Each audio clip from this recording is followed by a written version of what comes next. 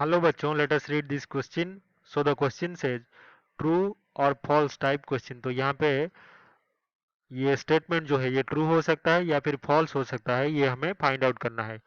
When a current carrying rectangular loop is placed inside magnetic field, तो magnetic field के अंदर current carrying loop को place कर दिया गया. Net torque on it is always zero. तो इसके ऊपर जो नेट टॉर्क होता है वो हमेशा जीरो होता है. क्या ये सही है या फिर गलत है? तो इस क्वेश्चन को सॉल्व करने से पहले जो की कॉन्सेप्ट है ये हम जान लेते हैं. तो की कॉन्सेप्ट हमारा है torque on current carrying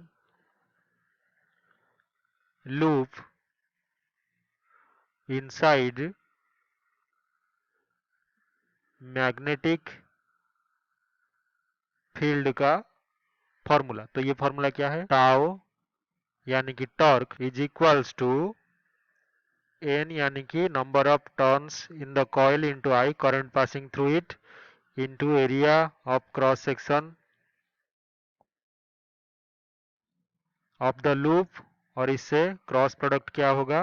B vector यानी कि मैग्नेटिक फील्ड. तो ये हमारा की कॉन्सेप्ट है. तो यहाँ पे अगर हम एक चीज नोटिस करें तो अगर मान लीजिए ये हमारा रेक्टेंगुलर लूप है जिसमें कि करंट कितना फ्लो हो रहा है? आई अमाउंट का. तो इसके प्लेन को परपेंडिकुलरली अगर हम एक ड्रॉ करें और इसका जो मैग्नीट्यूड है वो अगर इस रेक्टेंगुलर लूप के एरिया के इक्वल है और इसका डायरेक्शन बिल्कुल परपेंडिकुलर है टू द प्लेन, तो ये वेक्टर को हम ए वेक्टर यानी कि एरिया वेक्टर मानते हैं. अभी मान लीजिए जो मैग्नेटिक फील्ड है इसका डायरेक्शन ऐसे है, तो ये जो एंगल बना रहा है एरिया वेक्टर के साथ वो अगर थीटा है तो हमारा टॉर्क टाउ जो है इसका मैग्नीट्यूड हो जाएगा N I into A B sine theta.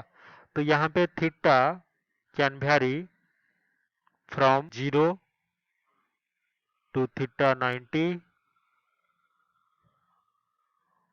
और थीटा कैन बी 180.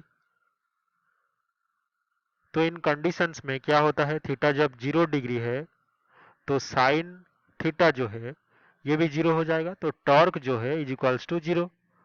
और जब 90 डिग्री है तो साइन 91 होता है, तो जो टॉर्क है ये मैक्सिमम टॉर्क होगा एन आई ए बी. और अभी जब थीटा हमारा 180 डिग्री होगा तो टाउ इज इक्वल्स टू हो जाएगा